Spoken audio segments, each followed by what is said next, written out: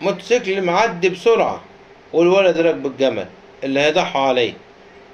قال هفرح نفسي وافرح اصحابي بيه قبل ما يذبحوه. الجمل اختل عزم وقواه، نفض الولد تحتيه. بعد كده حصل. تابعوا الحكاية معانا. بسم الله الرحمن الرحيم، عليه نتوكل وبه نستعين. صلوا على النبي الهادي الكريم. مشاهدي الكرام، نحبكم في الله. حلقة جديدة من برنامج الحكاية وما فيها، البرنامج اللي من خلاله بنناقش أغرب وأخطر القضايا والجرائم والحوادث. تقديم أشرف فاروق.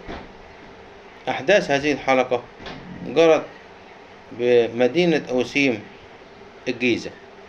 مدينة أوسيم تقع شمال محافظة الجيزة، عدد سكانها حوالي 174 ألف نسمة، مساحتها قرابة 30 كيلومتر مربع، تبعد عن مدينة القناطر الخيرية حوالي 20 كيلومتر.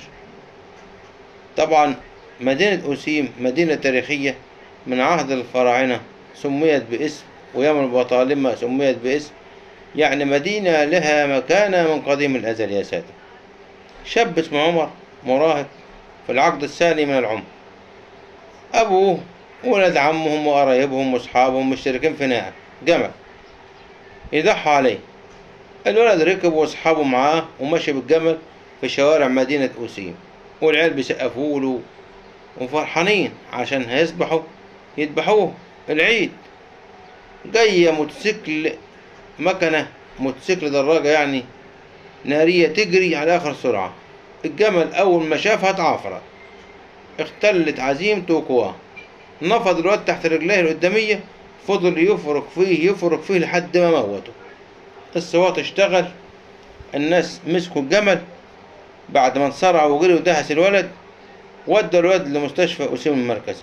لفظ أنفاسه الأخيرة في الطريق يا سادة، كدمات وسحجات وتعوير في كل جسمه. الجمل بهدله، فارق الحياة. رحمه الله عمر ده مراهق لسه ما كملش 17 سنة، كان عايز يفرح بالجمل قبل ما يضحوا عليه. الجمل هو اللي ضحى بيه. سواقين الموتوسيكلات بيجروا بيعفر وراهم، ما فيش لا رقيب ولا حسيب عليهم.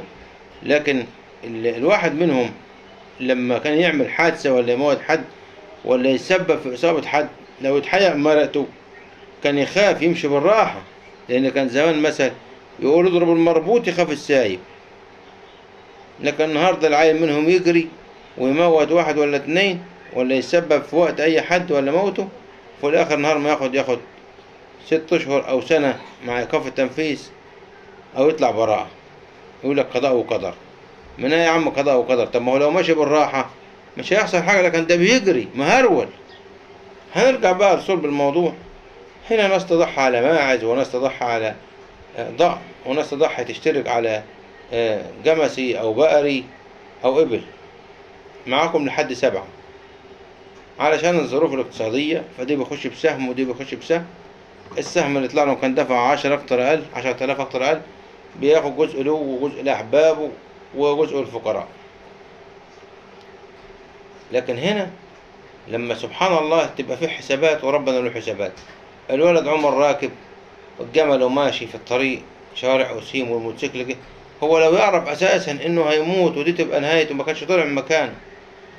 عويل وحزن ونحيب وأسى لكل سكان مركز أوسيم الجيزة، لأنه ده لسه شاب مراهق صغير في مقتبل العمر، العقد الثاني من العمر، وقبل ما يعني العيد فرحان بالناقة راكبها الجمل الضحية. لكن حدث ما لا يحمد عقباه، وأتت الرياح بما لا تشتهيه السفن. أعياد فيها أطراح وفيها أفراح، بتجعل ناس سعيدة وناس حزينة.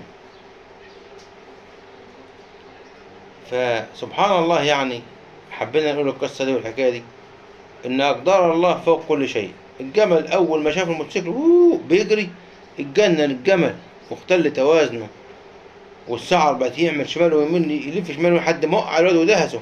طبعا دي حيوان مش عارف بيعمل ايه، لكن الضحية هو الإنسان اللي اتوقد واتدفن في يوم العيد. والناس طبعا لا هيضحوا ولا هيعملوا، خلاص نفسهم وقفت، يعني هتبقى عندهم موتى ويضحوا. فيعني سبحان الله، الإنسان لا يعلم الغيب، لأنه لا يعلم الغيب إلا الله. الرزق والموت محدش عارف هيجوا إمتى، ودليل على ذلك إن الطير ما يعرفش ميعاد رزقه ويطلع الصبح. لو أنكم تتوكلون على الله حق توكله لرزقكم كما يرزق الطير تغدو خماصا وتعود بطانا. ومن هنا نرجع بقى إن استعينوا على قضاء حقوقكم بالكتمان، فكل ذي نعمة محسود. ده ممكن يكون الولد ده عنه صابته، أدي له العين تموت الإنسان، أيوة العين تدخل الإنسان القبر وتدخل الجمل القطر. الولد لما ركب على الجمل وشاب معدول ما شاء الله يعني وسيم وصورته حلوة، ركب الجمل أكيد حد أعطاله عين، يا أبويا عليك ولد، ده الولد ركب الجمل دهايق دعايق، فجاءت المكنة مات الولد. العين يا ولاد، العين ده سيدنا يعقوب اللي كان نبي من الأنبياء، يعني قال لما قال لأولاده ما تدخلوش من باب واحد وادخلوا من كذا باب، لا. الحسد، الحسد هو تمني زوال النعمة عن الغير، ده شيء مفروغ منه ضمير وكلام. اللي بيحسدك وبيحقد عليك مش عايز يشوف عندك أي نعمة خالص، لا بكتير الله ولا بقليله، لأنه أساسا يكرهك ويبغضك. الله يرحم الشاب عمر ويصبر أهله عزاءنا لأهليته، ألهمهم الله عظيم الصبر والمواساة والسلوان. كل عام وأنتم بخير، دمتم في أمان الله.